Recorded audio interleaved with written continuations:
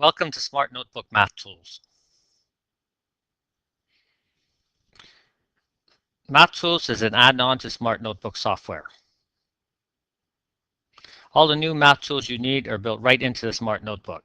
Access all the great features, tools, gallery items in Smart Notebook, saving you from running several applications. The following math tools will come with the purchase of Smart Notebook Math Tools. In this session, we'll be looking at how to customize the Math Toolbar and how to use the Irregular Polygons tool.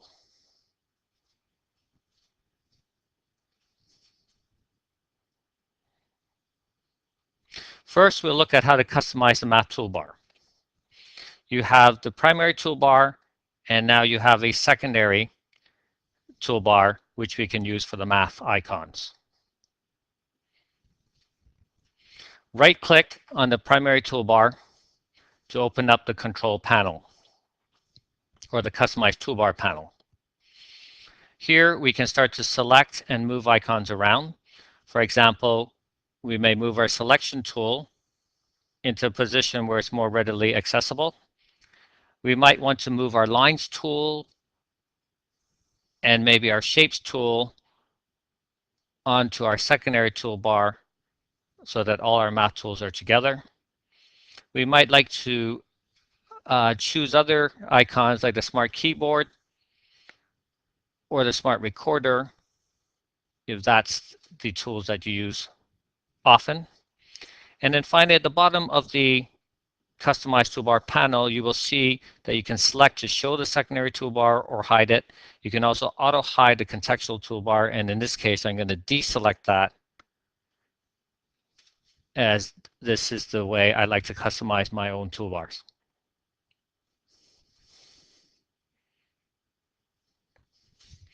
Next, let's look at how to use the Irregular Polygons tool. In the past, to create a shape like a star, we would choose our shapes icon and then select for the star. Here, trying to reproduce this star, I would create the shape and try to resize it and possibly rotate it as we try to fit it and get a similar shape as the one we have here. And you can see how difficult that is to do. So therefore, let's delete that shape and try with something else like the shape recognition tool. So selecting for the shape recognition, I may try to trace around the shape and hope that the recognition tool will recognize the shape as a star once finished. And there you can see that's a difficult process as well. And we cannot really have a recognizable shape of a star. But now with the new dynamic tool, the Irregular Polygons tool, we can select that icon and just click selecting the vertices of the star. We can reproduce its shape much as we would like it. And then clicking on a select tool, we can close that shape, and there you have a star shape. And then we can customize that shape using our Properties tab.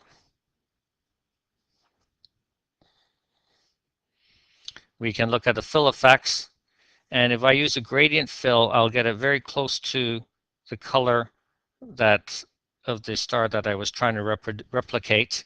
And you may not see this in the recording. You'll see it more as two colors. Then I can save this shape into my galleries. So looking at my content,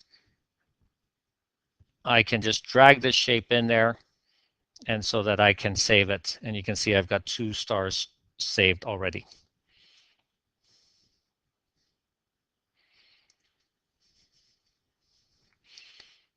Next, let's look at an example of the use of Irregular Polygons tools.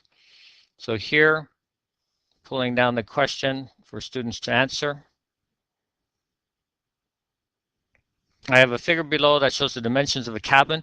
If the cabin is completely symmetric, determine the area required to cover the exterior walls and roof with wood finishing. So here's an example that we can make use of the Irregular Polygons tool. So selecting the tool and selecting one with a fill, I can now look at finding the area of one wall, the one with the window, and selecting the vertices around. I can recreate this shape and have students calculate the area. So there's the wall, including the area of the window. And so the students would then have to calculate the window shape to subtract off that area. So again, collecting the irregular polygon tool, changing selection for the window,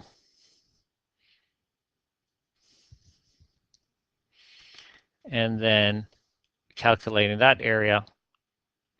The students would subtract off that area from the original figure and have the area that requires the wood finishing.